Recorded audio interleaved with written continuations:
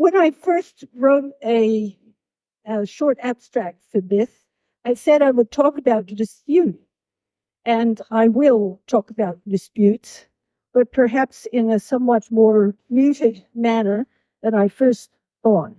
I have to begin with a sort of confiteor, that is to say that I am not, and I do not regard myself in the long term as a sort of native title anthropologist. I've had a longer career than that. I did a lot of my early work of this kind with land claims, and I became involved with native title matters, mostly in communities and places that I have known for some time, including some decades.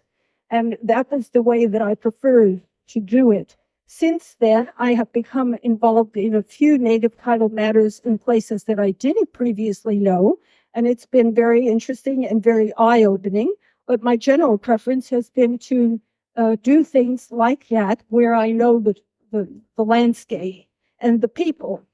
And I would say that from that perspective, I have become aware of what I talked about in my abstract, that is, native title as a new arena into which disputes are projected.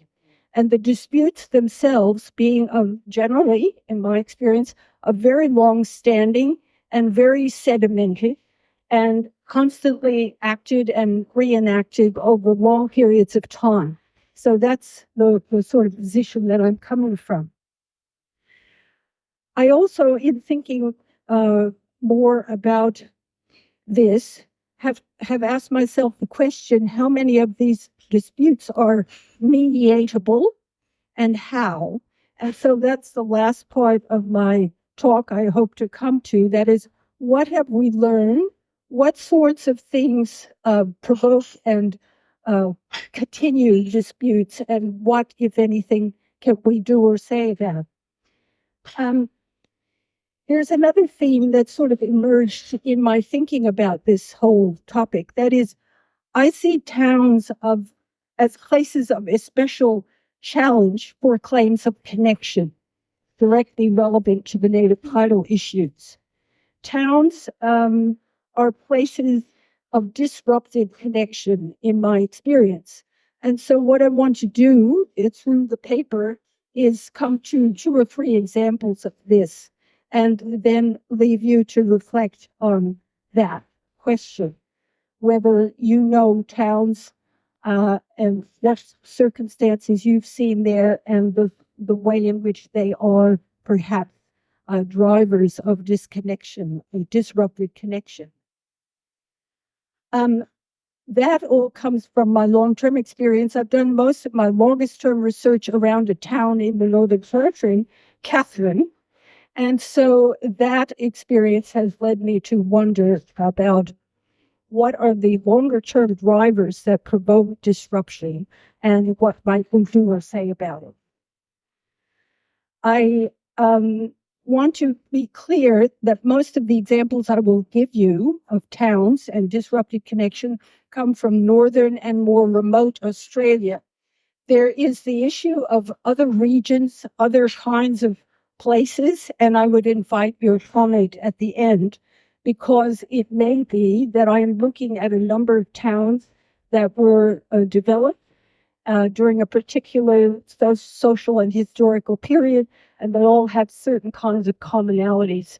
There may be other regions where we want to develop a different sort of comparative perspective. So I'll leave you to comment on that, and I hope you will. You know, it seems to me that in the earlier days of native title and of land claims too, contention tended to be greatest between indigenous people and government. So I'll just give you a very rapid look at some of the places where that was the case, and also where contention and disputation was not a very important part of the processes as they develop. So let me first turn to my first talk about this very briefly. Wanjina Wungur Willingim, a large claim area in Western Australia, where it so happens my husband was one of the anthropologists dealing with that. Now, if you look at that area, you will see that it was that there were claims, native title claims that proceeded over the area in stages, but once the first stage involving Aryan people had been heard, basically the rest of it was much easier. And you will see that it's a very large area where there isn't a town, right? There were stations in this area, but no town. The biggest town that you can see there is on the extreme right, and that was Wyndham, which is, you might say, just at the fringe of this area. Now, it's not that Wyndham did not play a role in the region. It did, and here's a picture showing various prisoners being brought to Wyndham in the early period. Many of them drawn from that southern area. Okay, but that proceeded quite rapidly once the first anthropological material had been heard. Now, the Cape York consent determinations of 2004, 2009, 2012, and so on, it seems to me also proceeded quite rapidly and on the basis of anthropological reports. That's a picture of how intricate the clan country picture is of that Norringen and Merlan area. Okay. I haven't got a map here of Cape York, but there is the large tip of the Cape area where there were no towns. Of course, there were towns further down the Cape, but that set of consent determinations could proceed quite rapidly over the northern part of the Cape. So these were claims that took place in, let's call it, some of the most remote parts of the continent where towns did not develop. A main general point that I make about towns is that in the recent period and in the context of native title claims in towns, there has come to be much more argumentation among indigenous groups and not so much with other outside parties of course, there's still contention with governments and so on, but there has developed much more contention among indigenous groups involved in the claim. So we see there a consequence of towns being, in some senses, drivers of disrupted connection. So how can we view that? The reasons are both historical, sometimes traceable to earlier conditions, including ones of early colonization, and to the ongoing consequences and social and historical developments of that. Take Catherine. Their native title case has been in preparation and ongoing since 1998. Now, as I realized, thinking about it, I can't tell you much in detail about this case because it remains unresolved. But I think I can use it to illustrate more general points that I want to make. Towns grew as points of settler concentration. In many places like Catherine, the concentration was driven on the one hand by pastoral settlement and on the other hand, further to the north by mining. Cattle were brought into the area of roughly present Catherine Town in the 1880s. The first cattle station, Springvale, began there in 1878. As a direct result of pastoralism in the immediate Catherine area and mining to the north of it, there was great decimation of local populations and those with any demonstrable ancestral connections back to the time of putative sovereignty, which is around 1880 in this area.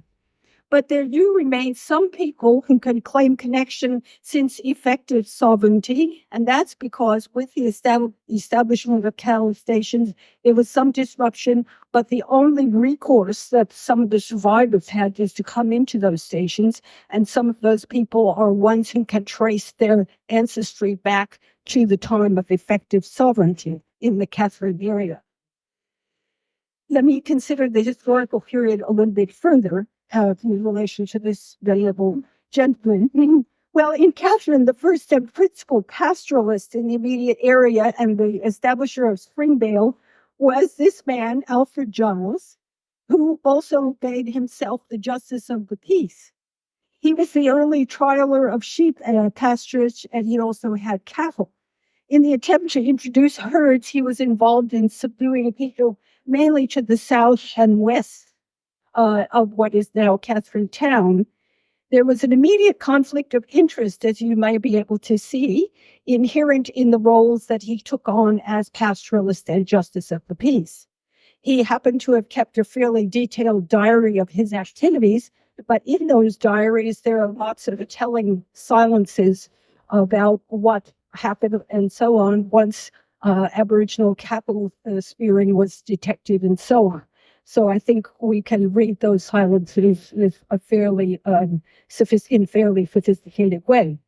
Now, aside from people like Alfred Giles, there was gold mining on a creek north and east of the town, which was also very unregulated. These gold fields were about 5 decades before the last so-called gold rush at Tennant Creek, which is, of course, further to the south, about 1930. So my main point about this is that there was population destruction in the area of these developing towns, like Catherine.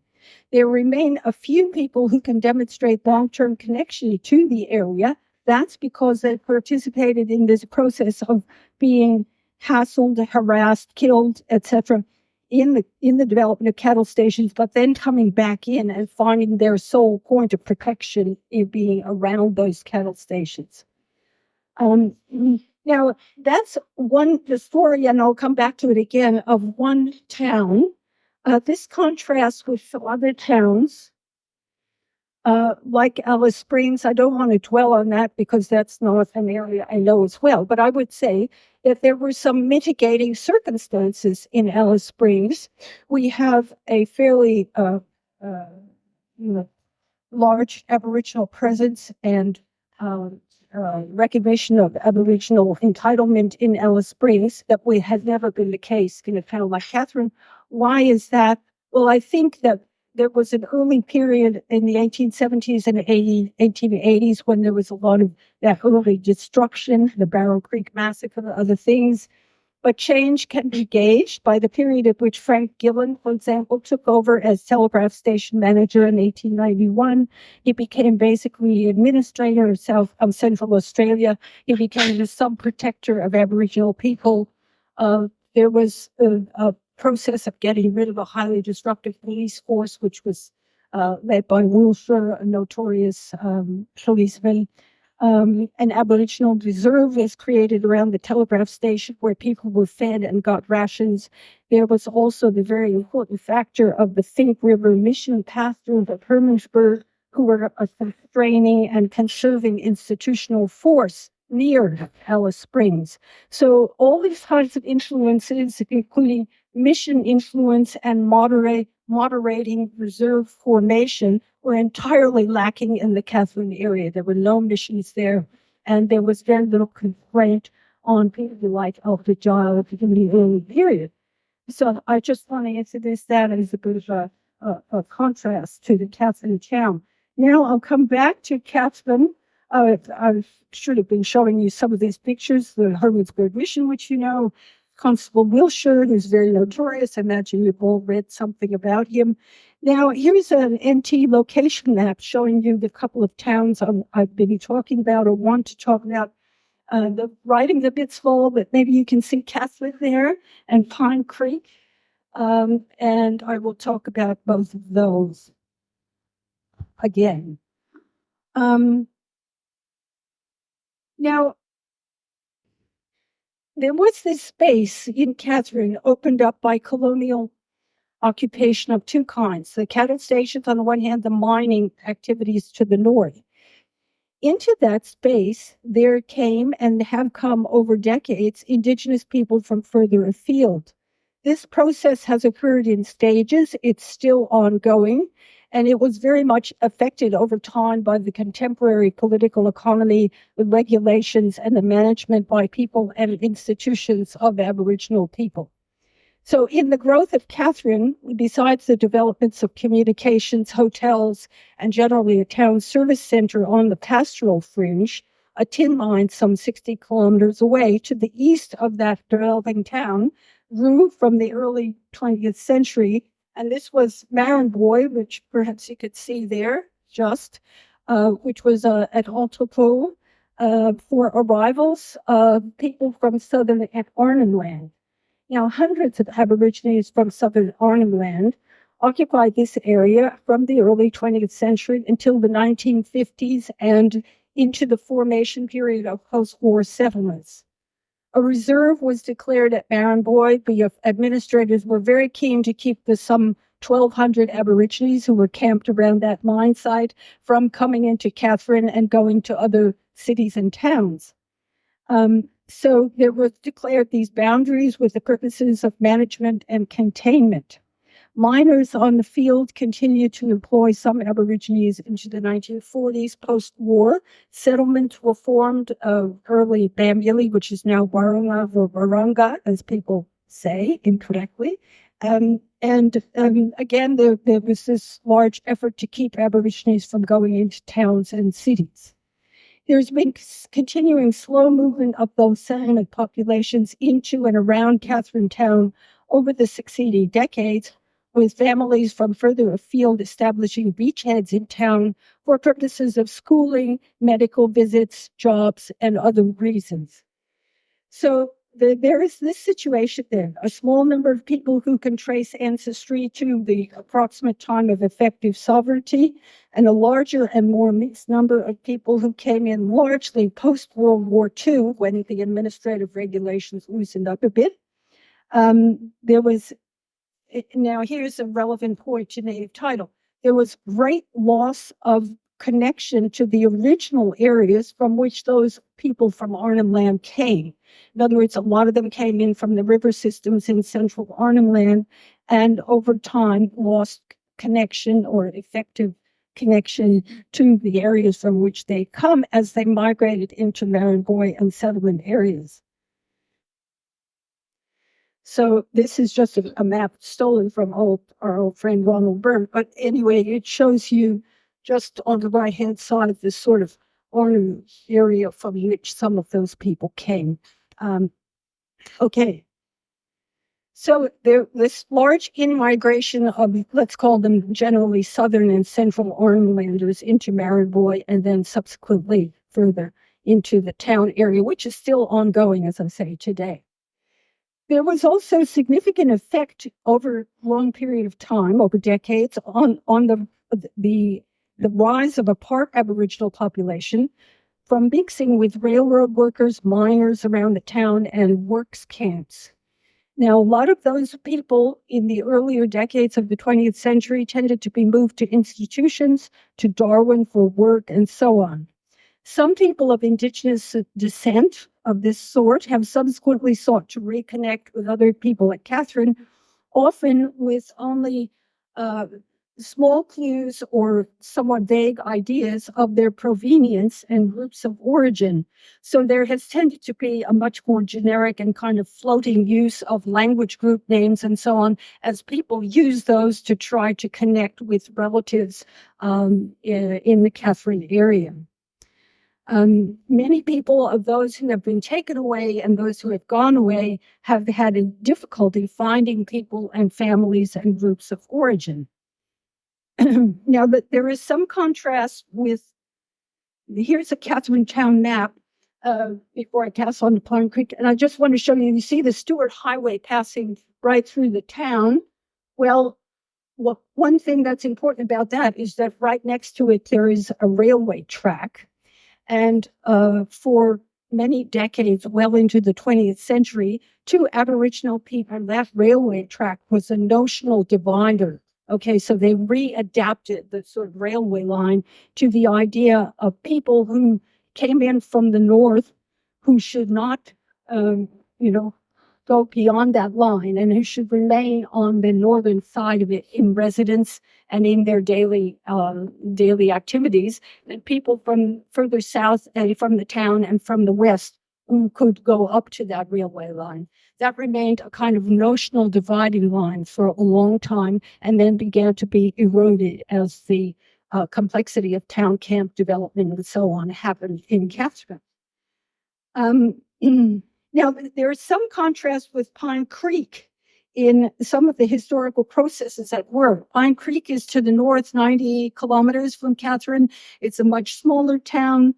It also, as you can see, has a railway line which runs through it. And interestingly, over time, indigenous people also adapted that railway line as the notional boundary between Arnhem-landers who came in from one side and Daly River people who came in from the other side. So that has served as an effective notional boundary and continues to do so from this step to this day, as you will see. Now, Pine Creek, like Catherine, was the center of some works on the overland telegraph from the 1870s, and then there was a mining boom from the 1880s and a very large influx of Chinese miners. First came coolies who had come from Singapore and Malaysia, and they were followed by Chinese diggers from Hong Kong who poured onto the gold fields. By the mid-1880s, there were over 2,000 Chinese in Pine Creek. There was very large-scale decimation of local indigenous peoples to the point that nobody remains who can claim ancestral connection to the time of contact population roots of Pine Creek. I think that has a lesson for us about the idea that there is never, sort of complete eradication. I think in some of these contexts there was. Over time, though, there came in this influx of other people from outlying areas, just as happened in Catherine. There were groups that came in from the Daly Riverside, as I said, known as generally as Wagiman, and there were people who came in from nearer and further Arnhem Land. Differences then with Catherine include the fact that there have long been no indigenous people who can claim ancestral connection to the Pine Creek area per se. There's been just a quite great and complete decimation of the original population.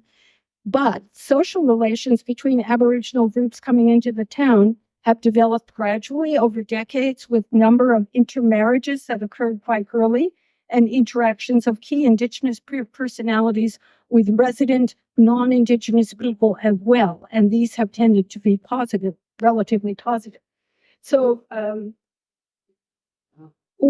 Wagiman, Pine Creek has been an eastern yet centrally located focus, providing access to their lands on the Daly River and a wet season retreat from the heavy rains and so on the river systems.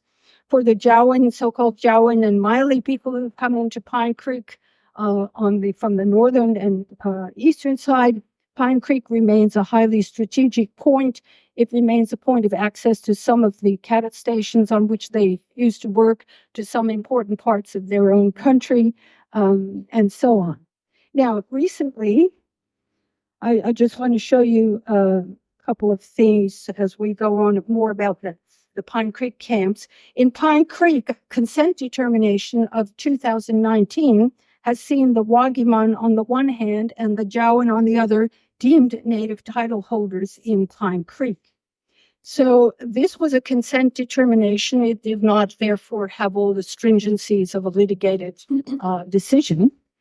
And as I said before, effectively, the railway line served as the kind of boundary that people used to imagine and to talk about the situation.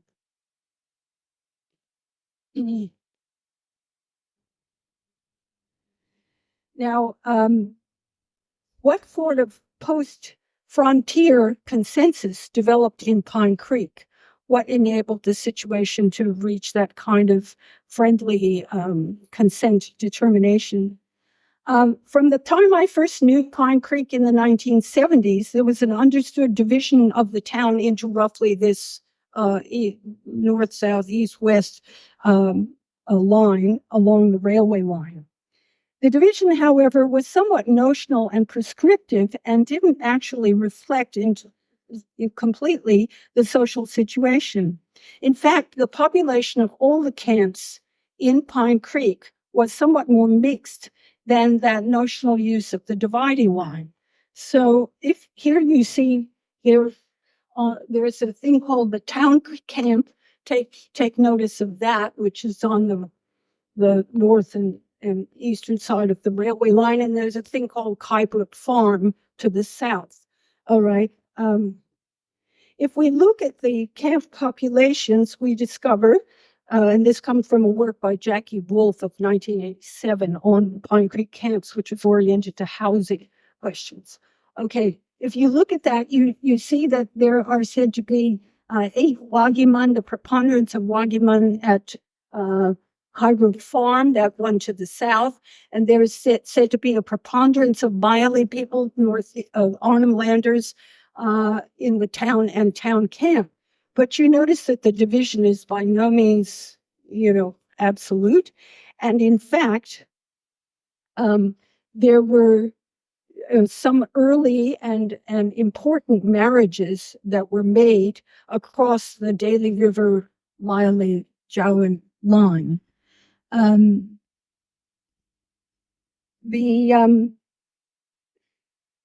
It is evident from Jackie Wolf's material again that in 1987, about 1/3 of the adults in Pine Creek, there were then about 100 Aboriginal people in Pine Creek, that in 1987, about 1/3 of adults had grown up on cattle stations outside of Pine Creek elsewhere, and that they were also not transients in Pine Creek, that they came there recurrently. Despite the fact that some said their father or mother or both had been born in Pine Creek, however, only 3 respondents who were surveyed by Jackie Wolf gave Pine Creek as their country. There were hardly any people in Pine Creek who regarded that as their country of origin. Pine Creek was the place most often mentioned by respondents as to where their parents had been born. This suggests that people interviewed have been making Pine Creek their place of residence, recurrent residence, for around 20 to 30 years. Wolf observes that adults knew and spoke about their countries of origin and maintained attachments to their countries of origin. In 1987, as I said, though, only 3 said that Pine Creek was their country. I think there's a diagrammatic representation from the Wolf book on Pine Creek, which shows us something. It shows where people had lived, their associations with cattle stations, towns, and institutions elsewhere. And it also shows the central and pivotal role of Pine Creek in their movements related to work, family, and weather conditions. So I like this, it gives you a kind of more dynamic picture of what Pine Creek was about and where people came from, where they lived. Also, in the factors in Pine Creek, there was recognized Aboriginal leadership on both notional sides, on the Daly River side and on the Arnhem side of the notional railway line. There was some intermarriage, as I already said. There was an iconic, when I first knew Pine Creek, there was an iconic and revered Wagiman couple who were regarded in Pine Creek as kind of founders of one of the residential camps in Pine Creek, and they eventually wound up living there permanently. So this consent determination, which was reached in 2019, had a number of social factors operating. Another strongly stabilizing factor, in my opinion, has been that most of the Pine Creek residents are and have remained camp residents with a similar outlook, a similar level of education, roughly on the same sort of social level and interacting with each other. There have been a couple of exceptions to that. People who have been taken away, for example, one woman who was taken away has come back and has a very different formation to many of her immediate and close relatives, and there have been a couple of other people of that kind as well. And they have, in some ways, been drivers of contention within the 2 camps that they occupy.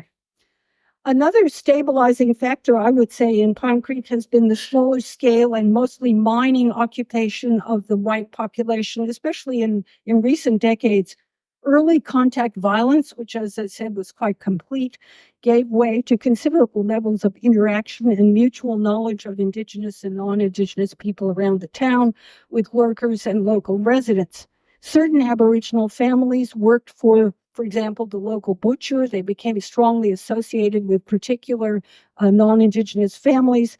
Some of these people also maintained relations with outlying stations and station managers. Some key, especially prominent men of both groups, Wagiman and the Arnhem groups, were liked and respected in Pine Creek, not only in their own camps, but also by non-Indigenous locals, to the point that two of these prominent men, as adults, were tutored in literacy, as I saw, for some time by a local woman who was prominent in the non-Indigenous community. They expressed a desire to become literate, and she was a regular tutor to them.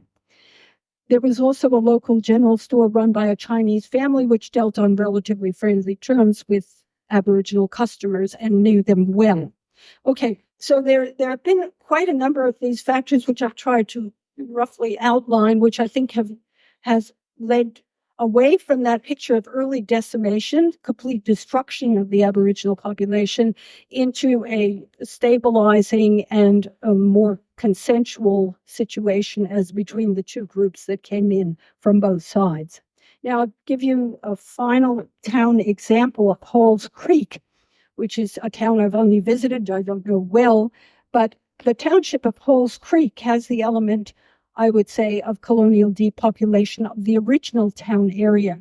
There was an early old Halls Creek, and you could see it there where the 3 is approximately. And then the Halls Creek Township is moved about 15 kilometers away to a new town site. Quite early, the station of Mullabula was established close to the new township and became the largest Indigenous population in Western Australia. Now, relying on some conversations and discussions I had a few years back with my friend and colleague, Pat McConville, Pat analyzed the ethno-linguistic data pertaining to traditional language identities in this area. The Halls Creek Township was established in around 1880, which is the same time period that I'm talking about with Pine Creek and Catherine, and the nearby goldfields were established in the mid-1880s. The Mullabula Mission was established in 1910. McConville, making use of Phyllis Caberry's foundational work in this area, sees the original Halls Creek area as having been associated with Gija language, but as complicated and moved and blurred by the movement of Jaru-speaking population into the area following the demographic loss of speakers in the old Halls Creek Gija area. McConville points out that the earliest ethnography, which comes from 1897, identified a Gija dialect, Walgi, as having been spoken in the old Halls Creek area, which McConville also concludes was the indigenous language of Halls Creek. McConville suggests that the early contact period, circa 1885, that the population displacements wrought by the very sudden and violent influx of settlers and gold prospectors may have led to this displacement of Gija Walgi speakers and to mainly Jaru-speaking people filling that territorial space. So again, we have this phenomenon of people coming in to fill a space. Phyllis Caberry had also noted that the original township of Old Halls Creek served as a major meeting point for Aboriginal people hailing from country both to the north and south of the township. So I won't say any more. There's more information, and I'm sure that there has been more information collected in the context of native title work, which has been done around Halls Creek, which I am not privy to. But I point your attention to the conclusion that was drawn by both from the Caberry material and later work, that there was an original population in Halls Creek which was displaced. So what does all this point to, talking about towns as zones of disrupted connection? Well, I think, first of all, the material points to understanding which comes from deepening and historical dimension to native title. We deal with the consequences, I think, of the longer historical period regularly, but it is not strongly reflected in methodological writing about native title. And I refer to some of the iconic works like Peter Sutton's book, for example, on native title, which tends more or less to talk about native title as though we were dealing with classical social systems, which clearly in these contexts we are not. We are dealing with various aspects of often quite dramatic change which has occurred. In most of these town situations that I've been talking about, we find the results of disrupted connection and contention. In the Catherine case, we find the interesting business that a whole lot of people came down from Arnhem Land, came south, and distributed themselves around interim non-Indigenous settlements like mine sites and remained there. It reestablished some forms of connection to the area to which they had moved, for example, to Maranboy, and also basically lost most aspects of connection to the areas from which they had come in Arnhem Land. So we have a kind of staged movement. And as I say, if you want to look at it in the long term, you have to realize that that movement is still going on. People are still coming out of those more northern areas towards towns and cities, but now not only Catherine, of course, but also Darwin and elsewhere. So what are some of the effects of these kinds of town developments? And as I said, this is a regionally somewhat specific set of cases that I've given you, but I think I've already pointed to some of the effects. First of all, there is weakened connection to the immediate town area, and often, as in Catherine, to the areas from which some people have come. And the forms of connection that I think are relevant to native title, it seems to me, being objective, become much more generic than they are in areas where people have had continuous and intimate connection with country. For example, you can begin to get the generic forms of people all saying, well, we water the heads of strangers, we introduce strangers to the country, we believe that the spirits of the old people are in the country, and so on. Now, it's not that that is in any sense fabricated or concocted or anything like that, but just that it tends to be a much more generic sort of set of criteria and practices relating to attachment to country than one encounters where people have had a long and continuous relationship to country. There's also in all these town situations a big element of people who went away or were taken away often, given the earlier administrations, from the area in question. And they then sometimes nowadays wish reintegration into those social systems around the towns. Now, that reintegration can be difficult, and probably many of you have had the experience that I've had of being contacted by people saying, can I have this and that bit of information? Can you help me to find so-and-so and try to find my way back to the people that I came from? Now, that, of course, is something that one attempts to do, but it can also be quite difficult to do. And it has to be said that there is a very strong association of that phenomenon of being taken away or going away or being sent away for education with racial factors. So it is very strongly part Aboriginal, people of part Aboriginal descent who have thus been removed and who are then seeking a reintegration. And that can also present various areas of difficulty, as not only for finding their way back, but also as for the relations between them and other people on the ground. So I don't think that aspect of the difference can be dismissed. It is important to people. And also there goes with that whole phenomenon of having been taken away, there goes with that a whole phenomenon of cultural difference, which has been inculcated and which those people taken away have adopted as their their existential mode of being. And often that is not compatible with the way of being, the mode of being of people who have remained in place and not been taken away. So again, that sounds like something that's difficult. It is difficult. It is not something, however, that can be dismissed. In one case, non-Catherine, that I've worked on, we've had there's been the phenomenon of a whole set of people who did not know what their connection was to a particular area, who have found that by a very long and circuitous process, and who then wish to be reintegrated in the name of a particular clan into that region. That has presented difficulties, and among those difficulties are the fact that in terms of their social and cultural formation, they are very different from the people who have remained in the area. And there is a certain gap of understanding and a certain gap of sympathy between those groups. So that's another phenomenon that I think we regularly have to deal with.